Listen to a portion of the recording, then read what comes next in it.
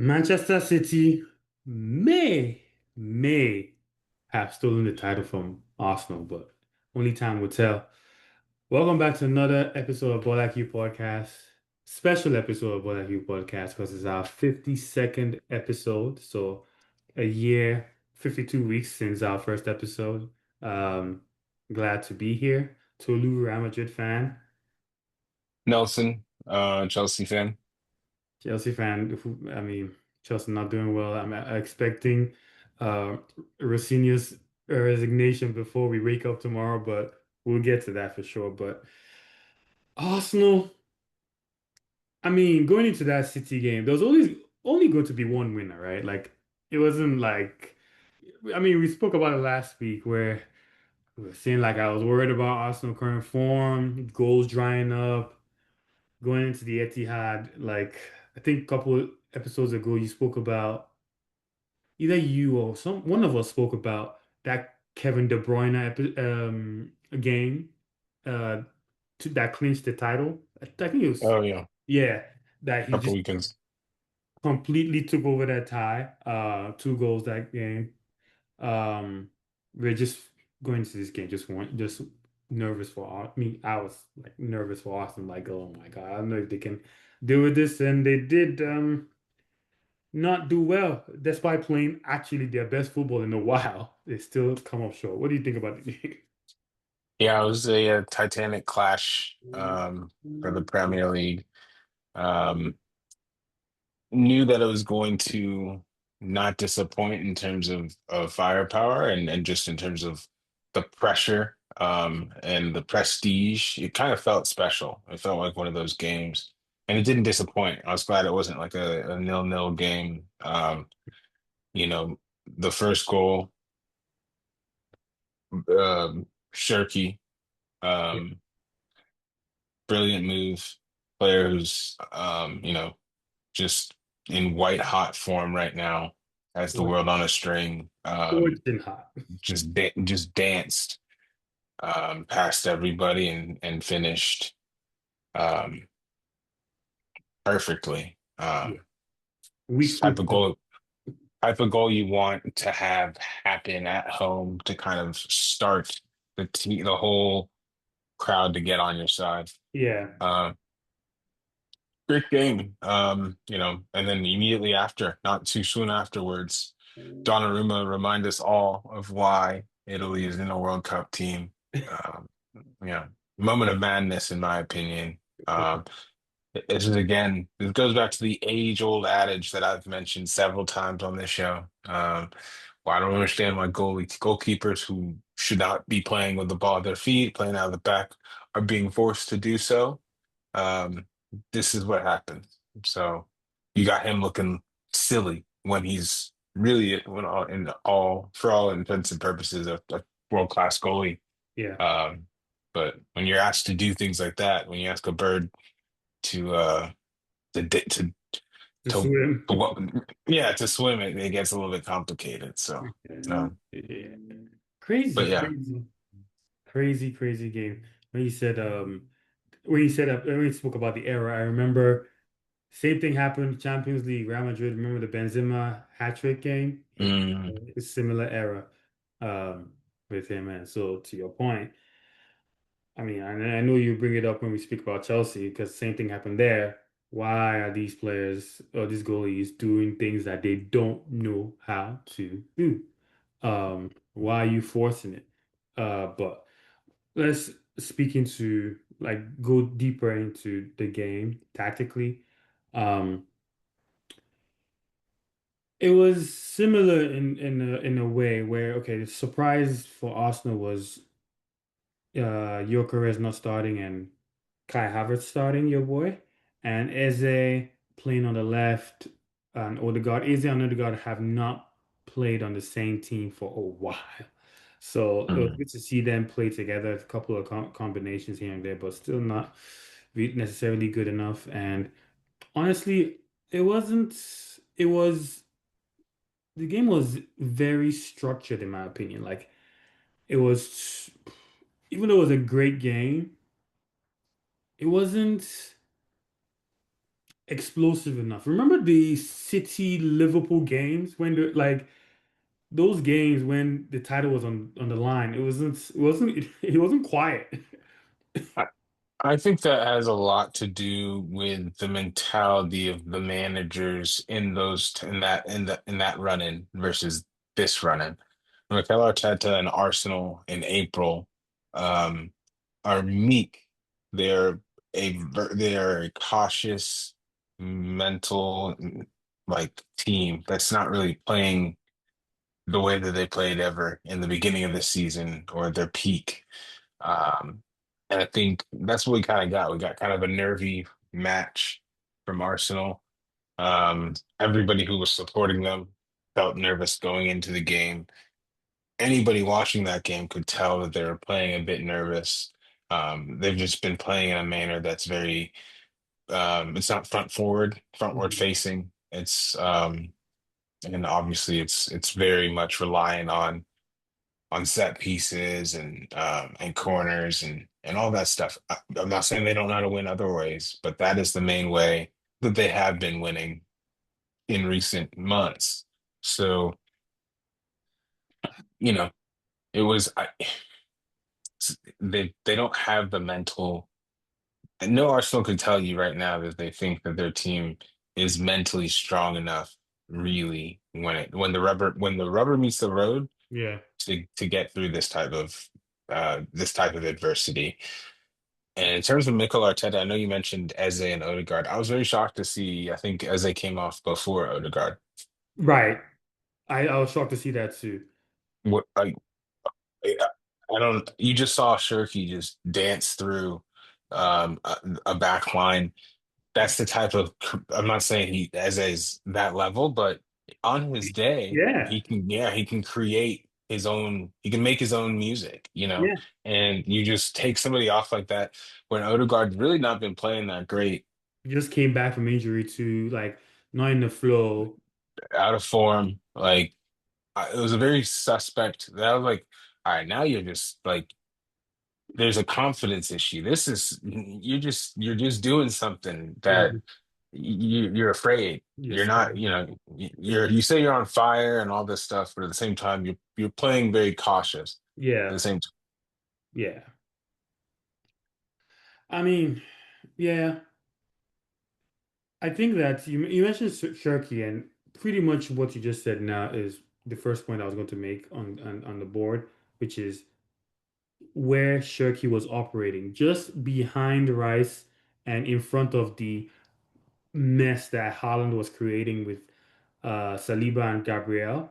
Just that little half space there where he can receive the ball here in pockets of space, just like the goals, just like how he's been playing, just like how he played against you guys a week or so ago, and just dictate from here, like do whatever he wants here every single time.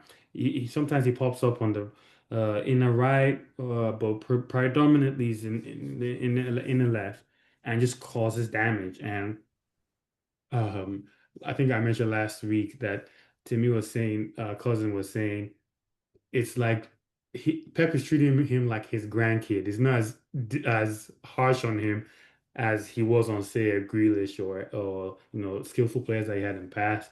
He's just Mhm. allowing him to do whatever, and it's paying off. Um, Another thing that I thought was interesting was the respect that Pep also paid the Arsenal team, where usually you see Shirky in and right. Bernardo Silva would be, closer to an eight, but he really was playing like a double six with Rodri in the middle of the park. And again, I think another thing that Arteta probably should have done, hindsight, is the way City played Semenyo on the right, wide right, um, and Doku wide left. I thought that Arteta should have played a proper winger, even if it was Martinelli, Mhm. with Nani. And maybe this is not the game for Zubimendi, maybe. And Yeah, very play poor. play Eze and Odegaard as the two eights, similar to how Bernardo Silva and Shirky was. Odegaard can be deeper. Maybe he's not as good defensively, but at least on the ball, it can be a little deeper, like so. And if this is Eze can operate in this same channel, in the inner right, that same, literally the same channel that Shirky was operating on the Man City's inner left. So again, but other than that, I can't really fault Arsenal for this game because they did have some good chances. I think Kai Havertz had a chance that Donnarumma saved. Kai Havertz had another chance that a header late that went slightly over the post. Um, Eze hit the post in the post, and now just before Haaland scores. Um, I mean, it's so I can't really like go in on them for this game. I'm just going in on Arsenal for just the last couple of months. We've been going in on them to be fair. The last couple of months has just been Wait, I just want to just clear one thing up. I have, allegiances aside, like I'm just trying to call spades spades. Like if they were beating, I've seen Arsenal like compete for the Premier League 4 or 5 times now, like be within touching distance of it. And there have been some very impressive sides that I've had to hold up my hands and begrudgingly say, now that is football. Wow, they're really peaking. Oh, the project's really coming together. Whatever, all those things, the flowers that needed to be given at that certain point in time.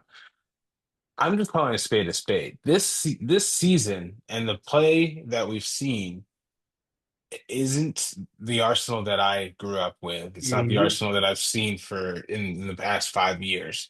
It's competing for the title, the top spot. But in terms of the way they're playing, the same thing is that I've been saying since November is what I'm saying now, and I just think it's catching up to them because there's some fatigue that sets in at this point in the season. You're going up against the best right now. Man Mhm. City wasn't really. This is technically a rebuild season for Manchester City. Right. Um, they found their footing. It took them a couple of months. You had a head start, and instead of shifting gears and finding other ways to win, you kind of just homogenized one way of doing things because it was easy and people couldn't stop it. Yeah. It's just lazy. Us who've watched the league for years know that it takes like several different ways of winning. You have to do it on a rainy day at Stoke. You have to do it with you know, you need a Mishi Batshuayi to score a cheeky goal. Yeah. You At need a Fulham, Victor. yeah. Yeah, you need a Victor Moses to just be playing, just be going crazy. You need a player who shouldn't be playing crazy, going crazy. And they've got maybe, this season they've got some exciting stories. Dowman, being one of them. But Trossard had a little bit of a purple patch. Unreliable. You can't rely on him in major stretches. Kai Havertz has been injured. I'll give him that. Gyökeres has not looked like you know, A match. somebody that they could rely on Yeah. every day. He's not a locked in starter as evidenced by the game. I'm pretty sure he was healthy. That was a tactical decision. Yes. So, no shade. I'm just trying to call a spade a spade. I don't, and it's frustrating to me as a team who has not really been in contention the last 3 years for extenuating circumstances. You could say the last four. But watching two teams, last 2 week seasons I've seen, like Liverpool kind of, I don't really think they played very good football last year, but I don't think there was a real Push. challenger. Everybody was kind of whack last year. I felt that they kind of got a pretty, Arne Slot did not think he was going to come in and that was how it was going to be. So I was like, okay, but fair is fair. You won your title. And this year with Arsenal, I'm saying the same thing. I think it's been it started off as a weak league. Maybe in December I was saying they can run away with it. Um, Obviously, I was silly to say that, but um, it's been they've been given several opportunities to evolve and become a threat, like a good multifaceted team. Uh, even add, I don't know. Yeah, I don't know. Um, Mm, it's there's so many things you can say, but I was going to just again one of the reasons why I know I mentioned it in the beginning of like we've been doing this for a year is we can literally go back to a couple episodes and see when we're saying these things. I remember in the beginning of the season, I said this about United as well. You need to score goals to win the league, right? You can't just be a clean sheet like best defense your way to winning the league, not the Premier League in my opinion. Arsenal's I'll read you their goal per game ratio in the Premier League alone the last 3 seasons, right? 22-23, they scored 2.3 goals a game, right? 23-24, they scored 2.4 goals a game. 24-25, they went to 1.8, which is the season Liverpool won, so they didn't really challenge. But those 2.3, 2. The 2.4 was when they came close to City and they lost in the end.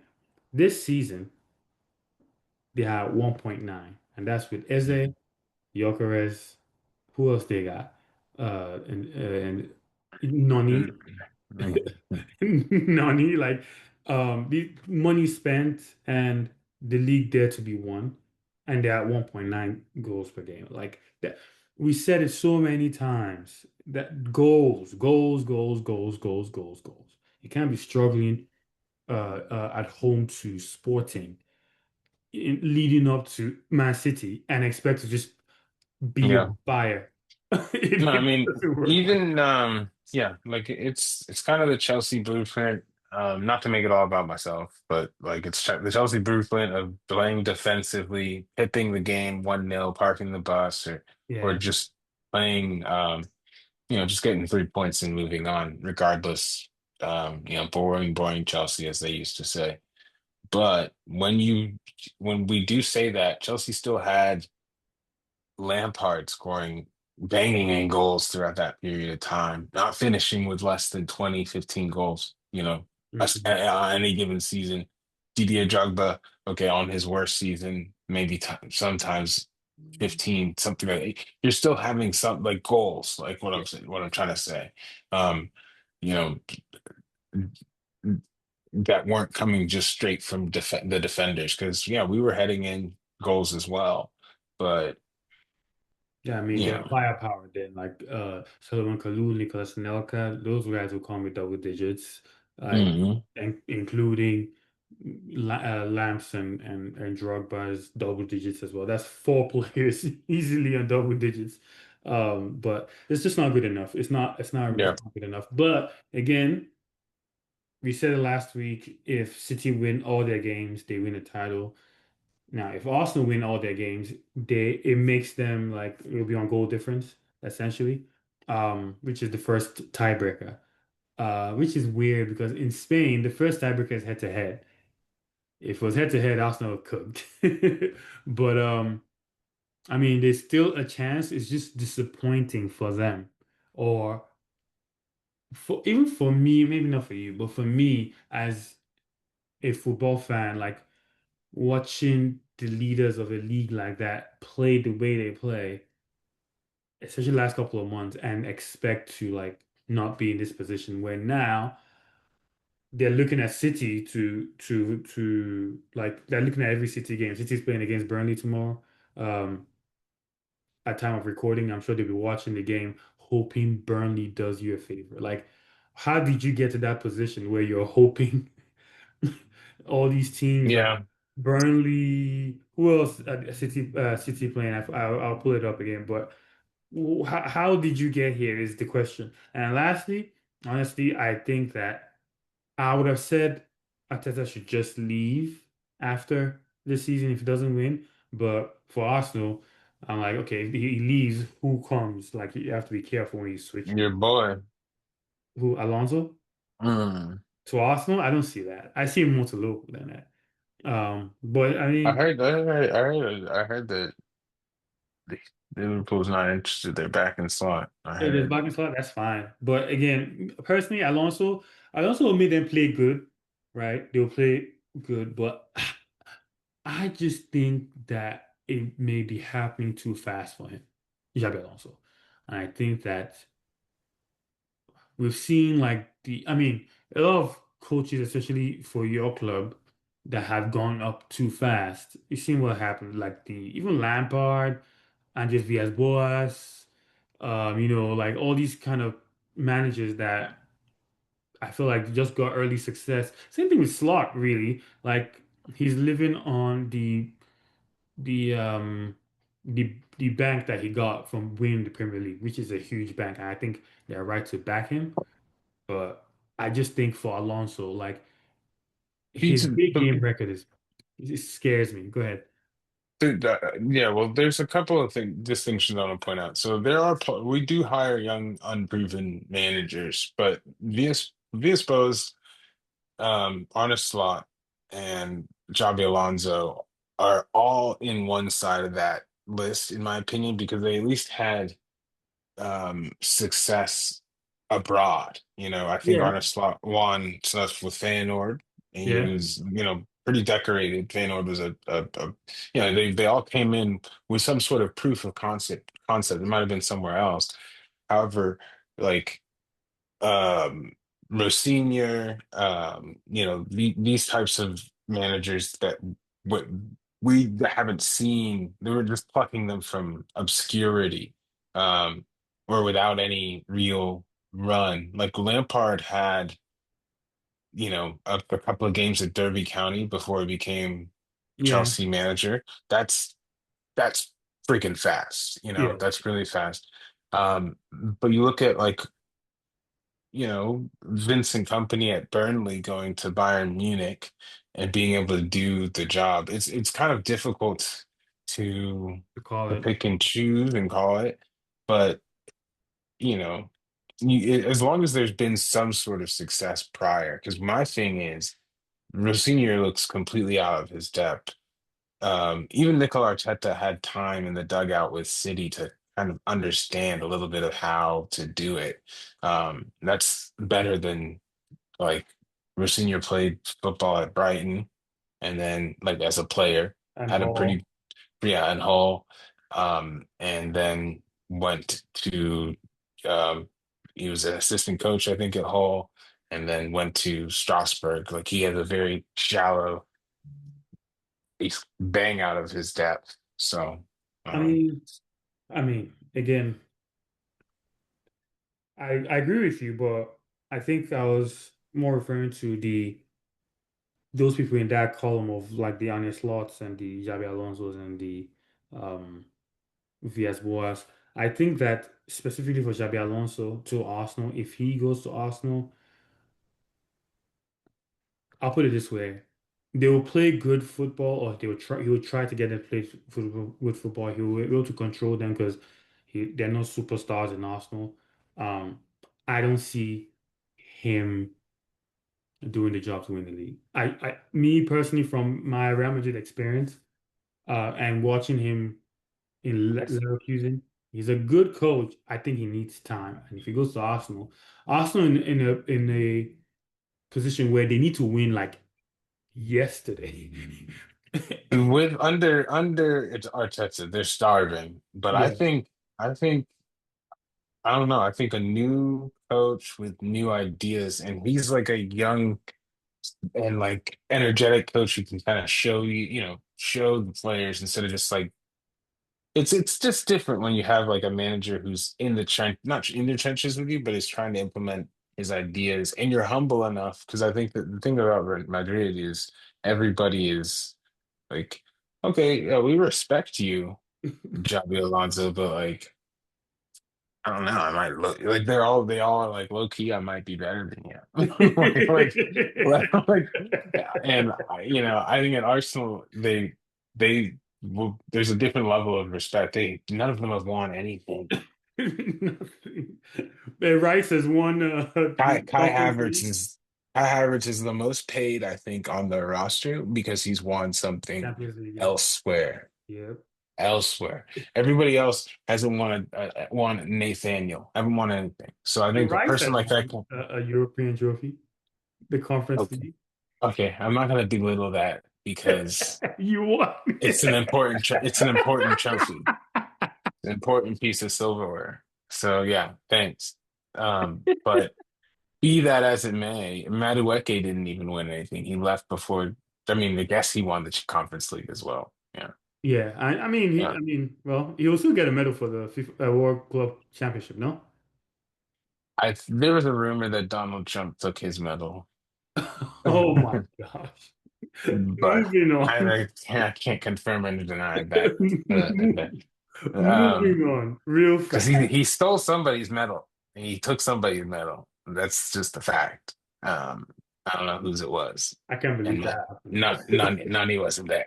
But yeah, I move on. But um, they're I don't know. We'll see what happens with Arsenal. We really will. It's gonna be. I think restarting mentality wise, I could easily see Alonso get if they got Alonso, I could see him leading them to a cup win, and that Maybe, yeah. tantalizing the taste buds enough to Go for give a something. little bit more belief.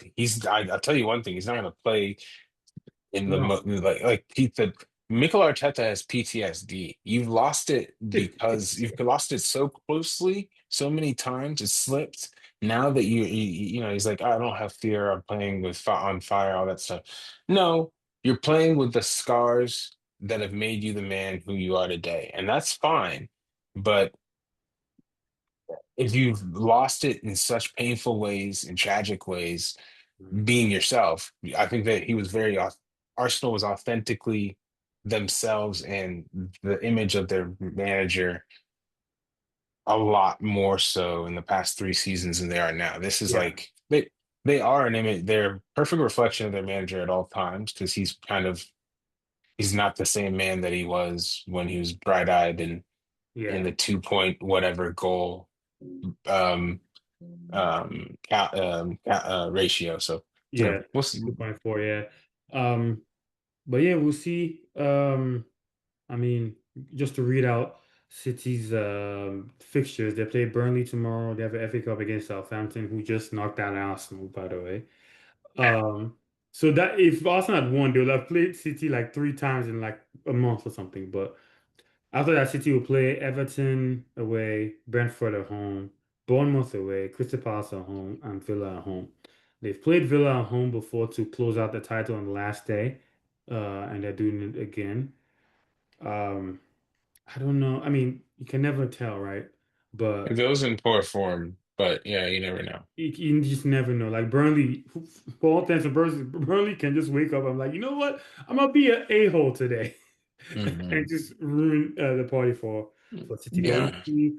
Arsenal, I think they have a decent enough fixture, if last I remember. But still, just because they don't have the know-how, like these fixtures will now every team will feel like Barcelona or Real Madrid right now. Yeah. Every game Because is a championship, and they've got the Champions League to deal with. exactly. Uh, They play Newcastle, then they'll go away to Atletico Madrid, and they play Fulham at home, then they play Atletico Madrid again, then West Ham away. I remember West Ham away, was it last season? Or I think it was 2 seasons ago that they lost it from 2-0 to 2-2, and that kind of cost them the title. Playing West Ham away again. They're also playing Burnley at home this time, and they're playing Crystal Palace away on the last day.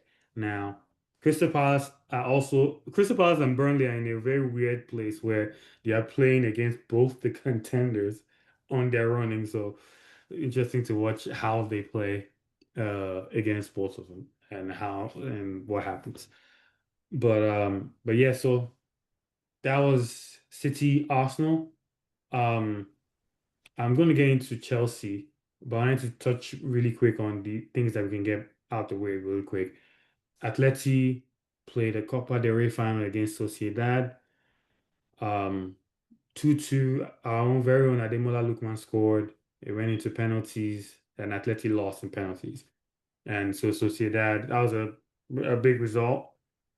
I thought that Cholo Simeone, he's kind of like Ateta 3.0, where he plays a certain way. He doesn't like he plays very structured, even though he has like players like Julian Alvarez who scored a wonder goal, and Ademola Lookman. Like Ademola Lookman doesn't play past 60 minutes. No matter how well he's playing, he's coming off 60 minutes. Mm. Griezmann is coming off 65 minutes. I think he's trying to keep the energy levels high, and Mm. I guess keep everybody's minutes good. But in that game, I don't think you take out Ademola Lookman in a final. I think you abandon those things. But that's just my thought. Shout out to Mikel Oyarzabal. He has played in six finals in his career and scored in all six. Two for Spain. He scored in the Euros final, the two Euro Nations League finals. One they won, one they lost. And he scored in I think he has won the Copa del Rey twice now, with Sociedad and like one other final that he lost but scored. So, shout out to him. But and moving on from that was in staying in Spain. Real Madrid played today against Alaves, Jose Alaves, first game since the knockout from the Champions League. Fans obviously showed their displeasure. They booed Vini, they booed Mbappe. They both scored. Vini scored a fantastic goal, and when Vini scored his fantastic goal, he kind of like put his hand up as a celebration, just apologize to the fans on behalf of the team. Um, they booed Kamavinga, who reports said that after the Bayern game, they're like he was unconsolable in the dressing room. And I think if you believe the reports, I think it hit the team differently because he's more on the brighter, lighter, fun guy side. So seeing him like that was it kind of hit the team apparently. But um so Barcelona play tomorrow, cut the points down to six, but Barcelona had a game in hand and we'll see what happens. And lastly, I was going to talk about PSG losing to Lyon. Did not see that coming. Endrick, goal and assist. Um, then Alfonso Moreira, I think his name is, goal and assist. Him and Endrick played up top together, and they caused some trouble, especially in the first half. They caused a lot of trouble. So Ligue 1 is not done.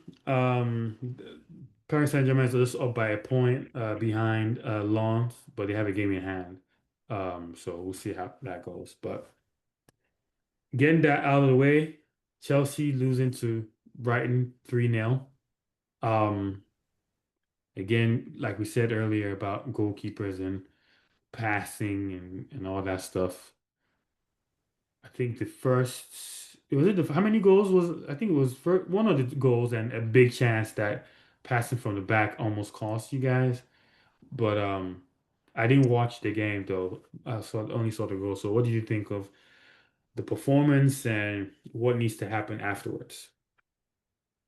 Yeah, he has to go. I mean, simply put, this is Brighton. This is a team in which we've acquired several players from in excess of 202 million pounds over the course of the past 3 years. We lined up with, Cucurella, Caicedo. If we could have lined up with João Pedro, we would have. Um, this was a Goalkeeper disaster too. class. Yeah, Robert Sanchez. We had three of them, and then the manager, if you count Rosenior. So really embarrassing. And then you look at the front office, sporting directors. Really embarrassing result. To be absolutely bodied like that, is it's the fifth game in the league we've lost in a row. This hasn't happened since 1912. Um, you know, Titanic sunk in 1912. That just to give you perspective on how long it's been since something like this has happened. That's the wild Uh, stat. um, and yeah, I heard it earlier on on one of my Chelsea featured podcasts. But this is dark. It's as dark as it's been in a long time. Shades of Graham Potter. We haven't scored a game in or we haven't scored a goal in 5 games. Um, Sorry, you know you what know, I just noticed when you said five losses on the spot? I'm like, wait, isn't it five losses? And I'm like, look, I go check yeah, the table. If Brentford, Bournemouth, Everton, and Sunderland win their games, Chelsea can end this match day 34. They can end it at 11th. yeah, no, it's pretty crazy how fragile the table is at this point in the season, especially in reference to like the sixth place. Like this was a pretty last 2 games have been pretty consequential in terms of our hopes for Europe and the prospects for the Champions League in general are completely gone. So I don't even think it's you it's a should pretty take a break. terrible, huh? I say I don't. I think it's one of those seasons where you should take a break from the champ, which is crazy to say. I'm not saying that to like lightly, but Mm. just like how No, no, no. United did took the break and like kind of No, found it's themselves. just the way that the team is set up. And I disagree with that statement because I know that this team is capable of winning stuff with the right manager. I know what I saw against Barcelona in this fall Yeah, in the group stages of that was very Champions good. League. I know that we can when coached well and with the pieces that we need, this is a team that can compete. I just know that in my heart. I don't think we're as off as we were as people think we are, but we do need to fix the deficiencies in the squad. And Mm. but in the caveat and why I'm so like standing 10 toes on Champions League is the windfall of money that comes with that and the amount of financial versatility that you have, the attraction that you can bring to other players from different clubs. If you're not a Champions League club, I mean, I'm not saying Osimhen is on the table anymore, but players of that ilk, Julian Alvarez, um, any player really who's in the prime of their career isn't going to come to a club to play Europa League football unless they are playing at a club that currently doesn't have that. And if that club that they're coming from doesn't have that, they're probably an unserious club or an unserious player. So it really hamstrings the players that we can go get. It also puts us in a position where we most likely have to sell a player or two to stay in line with PSR. So, you know, you're looking at players like Cucurella or Enzo. You're looking at Garnacho for sure. You're looking at play like big chunks of the team. Garnacho can go, but like big big chunks of the team that will need to be thrown out. And when you I'm not saying, and you're going to lose some good quality pieces as well Mm. in the process. So, um, to specific to this game, like Senior started us off with a five. It was a five-back system. We had two wing backs. And we had no Cole Palmer. We had Enzo kind of operating right behind a strike pairing of Liam Delap and Pedro Neto. Yeah, you heard me. Liam Delap and Pedro Neto I as our guess you did, two yeah. up front players. It was horrendous. It was diabolical. Um, Brighton scored in the first 5 minutes. And the game was pretty much done at that point. I was hoping that the game would end at halftime because I knew what was going to happen. The way that Brighton was playing for the first 15 minutes, Yeah. um, just frothing at the bit. It looked like we were lost and they were enjoying themselves. They looked like actual footballers having fun. Mm. Whereas nobody has we don't have an identity. Um, Brighton Brighton as a football club has an identity. They've had an identity for a while. They have a philosophy, they have a style of play. They recruit towards that style of play. Um, and they play as a team. We are individuals. And today we had no Cole Palmer, no Esteval, and no João Pedro. And without those players, the drop off is so huge. Um, the idea to play in this system that we utilize today was squarely on the manager. The fact that we had 3 days, maybe 2.5 days, to implement a completely new system on the heels of the Manchester United defeat is such a bold call that Yeah. completely did not come off. Just shockingly shambolic. It seems as if he's lost the locker room. These players aren't playing at the level that I know that they're capable of playing at. And even that So level of in the beginning of Rosinha's regime, they're playing pretty well. I mean, decent. yeah, yeah, they were, but that was like it was a new manager bounce. Um, I think Rosinha's won one game in the last 9 games. I think he's had all comps. Right before Enzo Maresca got sat or decided to leave, he was 1-8 in all comps. So when Maresca left, I'm not trying to revisionist the history.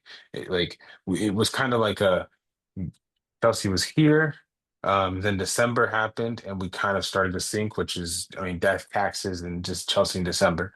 And then at that point in time, we binned Maresca and we experienced the new manager bounce, won a few games, and then we are now Back to one zero. just right back where we were. Like we're seeing, we have there, and what that points to me is it's not the manager's fault.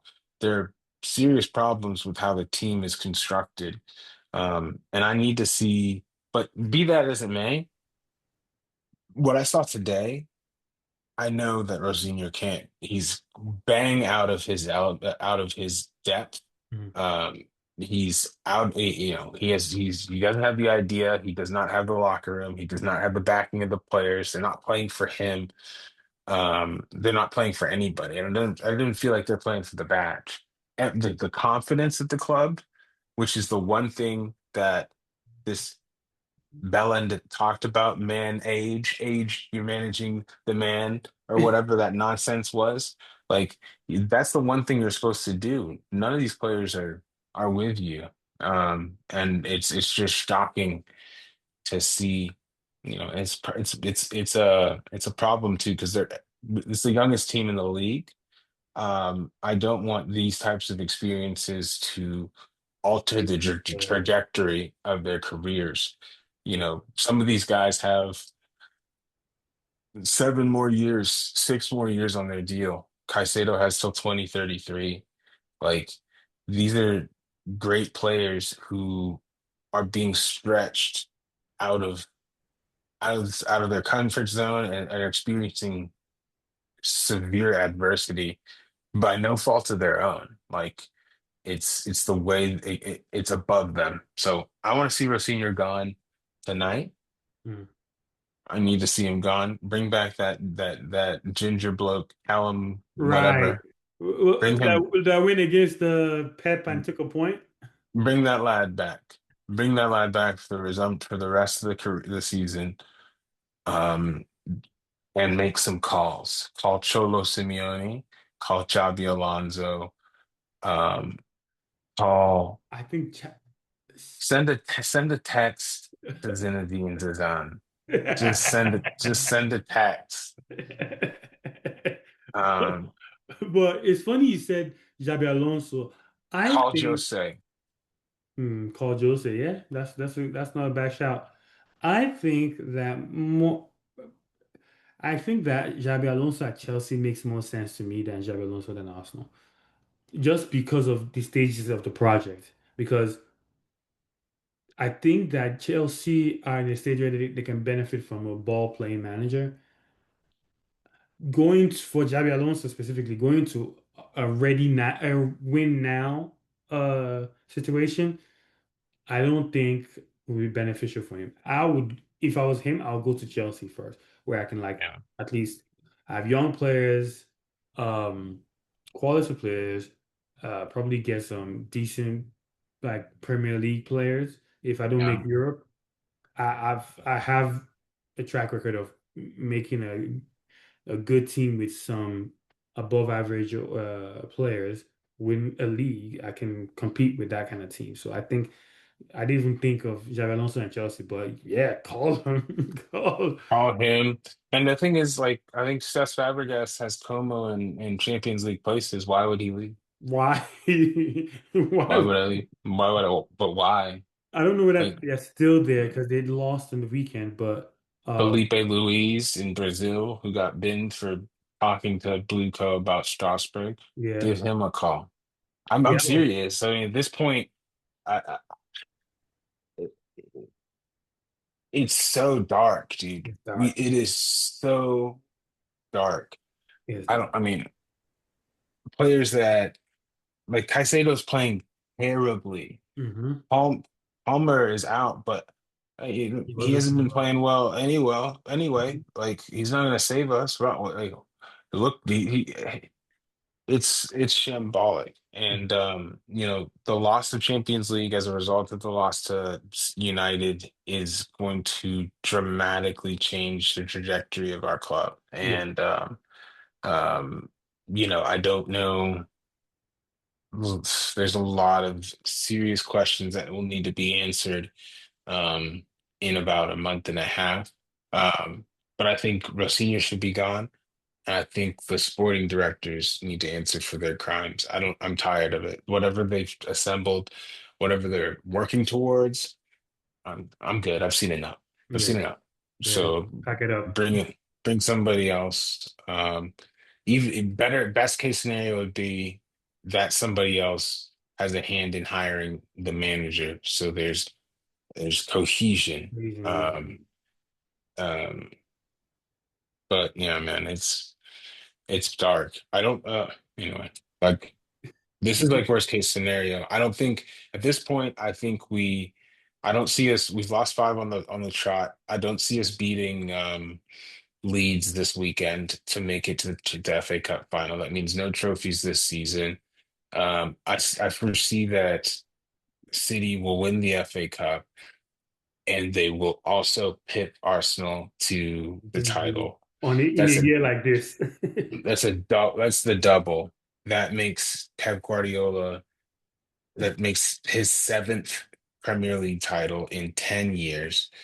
That pretty much erases like us, it takes Chelsea's ascendancy and relevance and period of like maximum trophies, and it there's just it makes it a footnote instead of a chapter. Like there's less pages in the book of the Prem because of how large this city run has been. Like it cheapens so many things because at this point, what did you hear what I said? 7 out of 10.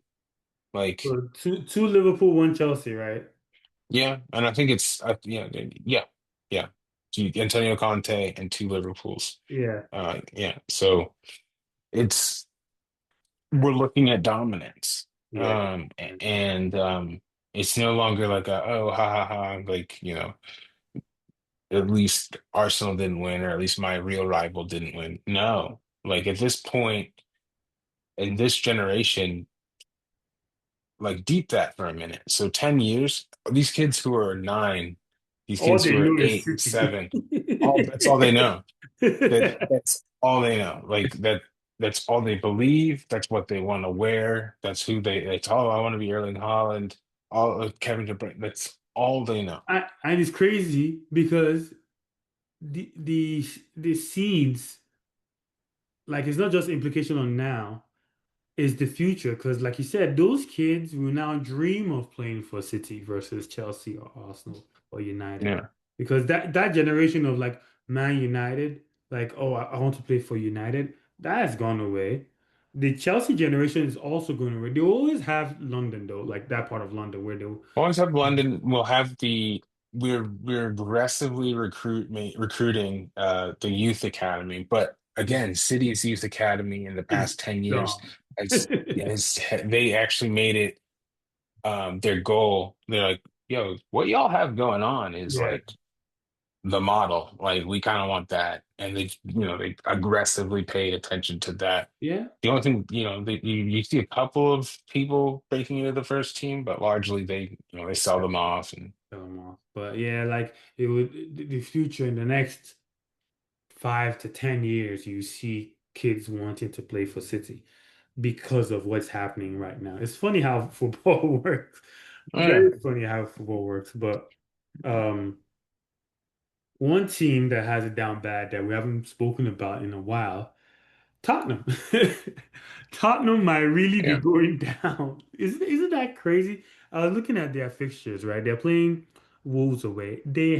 Like they have to beat Wolves. I don't care if it's home, away, on the streets, in Lagos, in Dubai. I don't care where they play. They have to beat Wolves because they play Villa away, Leeds at home, Chelsea away, and Everton at home. They they might be going down. Like it's Might be going crazy to down. say. It's crazy to say. They It's might. I'm gonna stay humble because, you know, like I said, 5 games on the bounce, Chelsea. We are no goals during that period.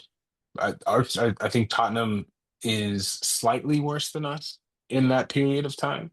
I think Mhm. they might have scored a goal.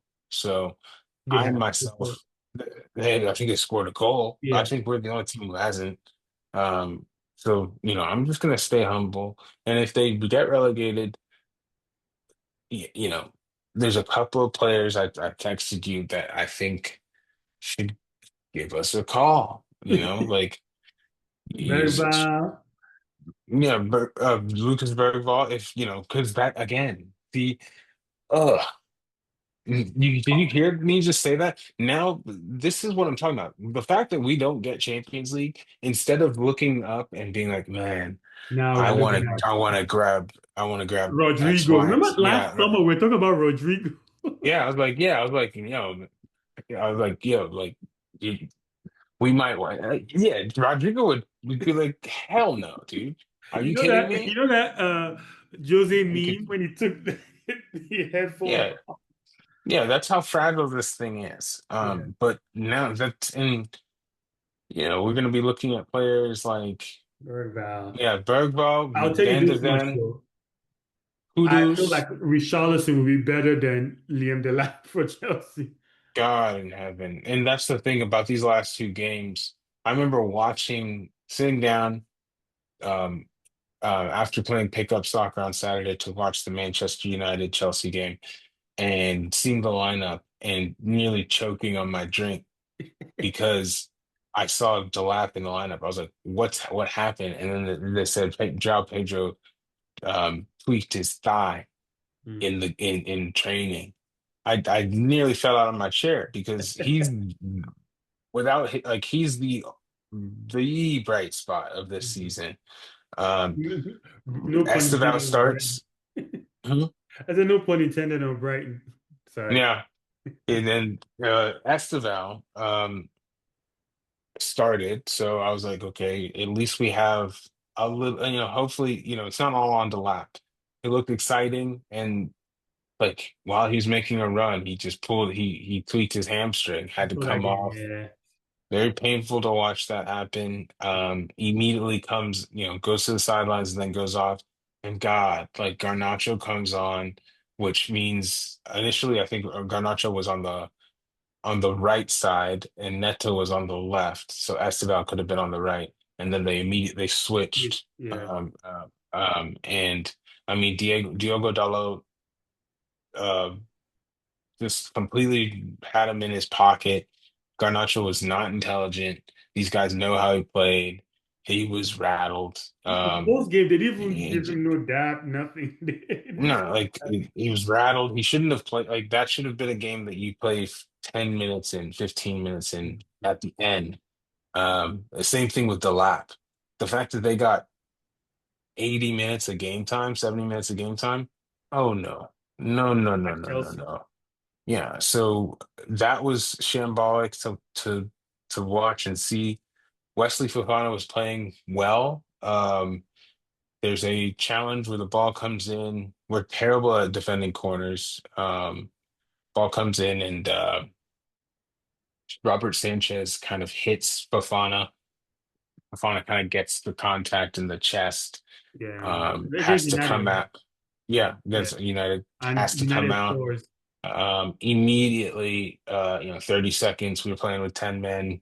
Um, you know, it's just elementary. It's things that happen to teams that aren't playing as teams, they're playing as individuals because what that individual was doing is no longer being covered by anybody when they're off the pitch. I think Caicedo tried to drop back, but you know, Yeah. Shout out to so Bruno though. Like I feel like I haven't spoken about United in a while because they've been steady Eddie, and Bruno is 3 assists away from breaking the Premier League record, which I think he will. With how many games? Four games to go, something like that. The run he's on. Um, 4 games, 5 games to go for United.